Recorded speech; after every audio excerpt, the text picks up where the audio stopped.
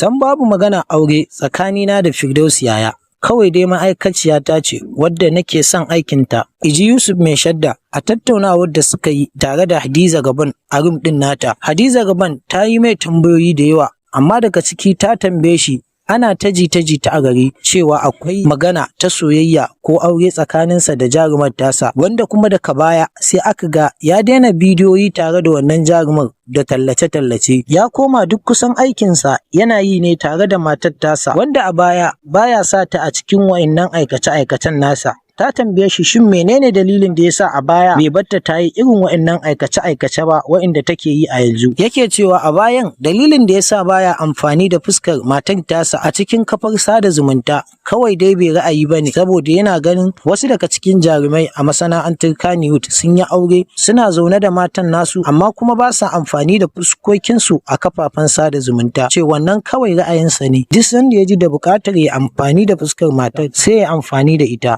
To amma kuma a wannan lokaci ya ce kawai dai ra'ayinsa ne yasa ya yi amfani da fuskar matar tasa, ba wai ya daina aiki da jarumar Firdausi Yaya bane kamar yadda mutane suke faɗa. Amma ya ce sam batun soyayya babu wata soyayya a tsakaninsu, kawai dai aiki ne kuma aikin yana jin daɗin aikinta 100%. To amma Hadiza Gabon ta mai wata tambaya wanda ya bada amsar da ta ba wa mutane mamaki. An ce idan aka ga kare yana shanshana takalmi to ɗauka zai. Sai ta ce menene gaskiyar zance, shin zai iya aurar wannan jaruma Firdausi Yaya ko kuma ba zai iya ba?